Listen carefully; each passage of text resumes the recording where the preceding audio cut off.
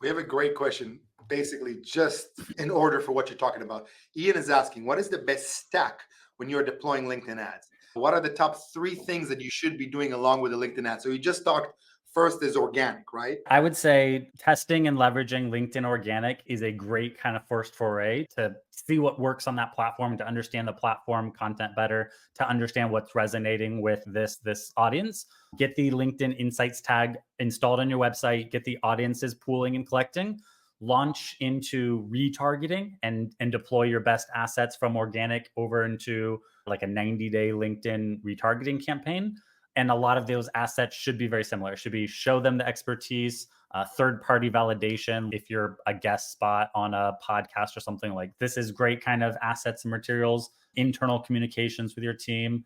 A basic kind of stack or maybe basic strategy would be test organically, set up your retargeting, amplify your best content into 90-day retargeting. And if you're doing LinkedIn video, which I highly recommend as well, you can actually then segment out really easily and say, okay, I have these videos running in my 90-day retargeting. Anyone who engages or watches 75% or more of one of the videos in here, I'm going to drop them something a little stronger CTA, maybe like a push to book a call or a downloadable asset and get their contact information. And so something a little more bottom of funnel to nudge the conversation. Whereas most of my middle of the funnel is just giving value, positioning ourselves as experts, but you can set up additional little triggers to just nudge them in the right direction once you see those signals.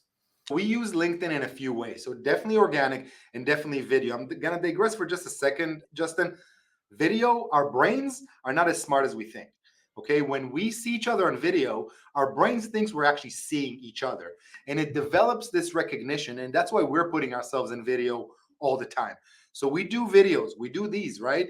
Lives are a great thing. We have a newsletter that goes. So between the three organic pieces that we have running almost on a daily basis, which is organic post, our newsletter, and the lives, then bolstering that with an ad and then making sure that you retarget the people that actually go through your funnels, that is really something that worked for us. Of course, you can do emails and all kinds of things, and we have AIs that does voice drops and all kinds of fun things, but you need to create coincidences in people's lives, right, Justin? Yeah, I like that idea of creating coincidences and like brand recall. Like if you're retargeting, one of the powerful things is, your total addressable market that you're going after might be a pretty large group. So it would take a huge budget to saturate that group to ensure that all these people like know who you are. But once you get an initial action, like a website visit, a company page visit, video view, segmenting that little group, it doesn't take a ton of budget for you to then saturate that group. And I see that's where a huge power is. If you have a 2 or 3 thousand group who's visited your website or your company page, to that group, you can very easily position yourself as an expert in your space, as the most visible expert in your space. And that's really powerful on LinkedIn. Guys, use other sources for the bigger stuff and use LinkedIn for the more precise things. And retargeting is so powerful. If somebody watched our video, came to our website, safe to assume he wants to talk to us. Justin?